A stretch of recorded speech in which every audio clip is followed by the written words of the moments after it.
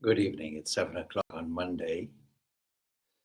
We should always remember that our central purpose in life is realization of God or our own highest freedom.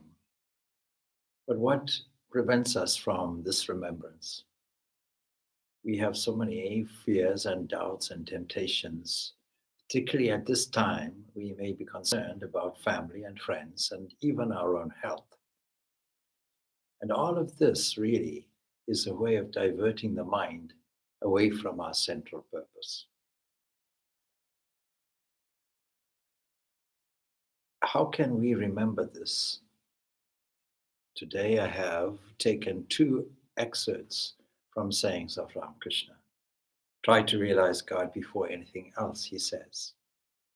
And then he says, have faith in the Guru's work or the Guru's words, and then work, he says.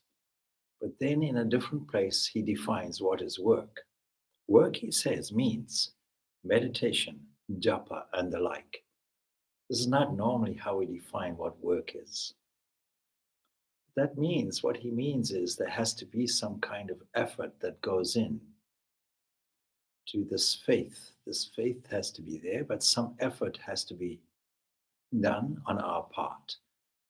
And what we conventionally consider to be work, either with the mind or with the hands, physical work or mental work, or even just household work, washing the dishes, has to be accompanied by meditation with eyes open. We have to constantly feel the presence of the divine in all our activities and constantly sing or chant his name and sing his glories. This will assist us in remembering the highest aspiration that we have, namely for our own freedom and the freedom of others in this world and thereafter also. So let us now just quietly sit and remember this highest principle within us. 7 o'clock is the time we normally spend from 7 o'clock to 8 here at the ashram in meditation. And so after this broadcast, I hope you will join me in the silence up to 8 o'clock of remembering this entity that sits within us, this highest freedom, this loving presence in and around us.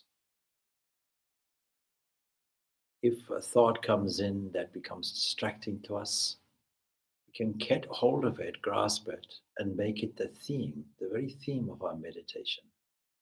For everything will lead us toward the central divinity.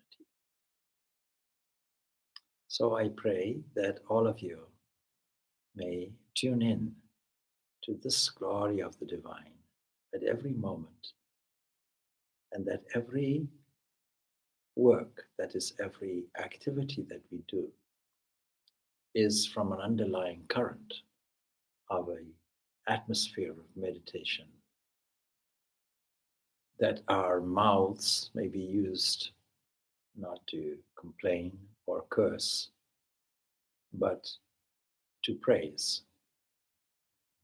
That every thought be a kind of flower offering that we can issue to the divine.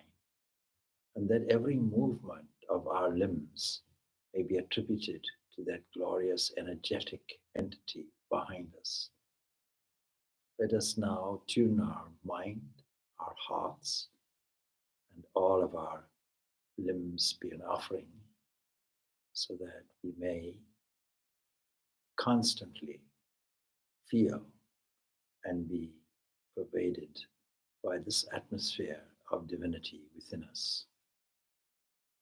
It's very easy, I can add here, to have the mind diverted by self-interest issues, thoughts and feelings, which ultimately look as if they're concern for others, but are really reflections of our own self-concern. Let us avoid this temptation by thinking of others, having a spirit of generosity to others, and primarily by thinking of this divinity within us. this Lord of the universe that always surrounds us, is always in us, operates through us, and ultimately as us and beyond. Let us end with just a small, simple peace chant. Om Shanti, Shanti, Shanti. Peace, peace, peace beyond all. Let us now continue our quiet, reflective meditation where we intimately tune into the divine.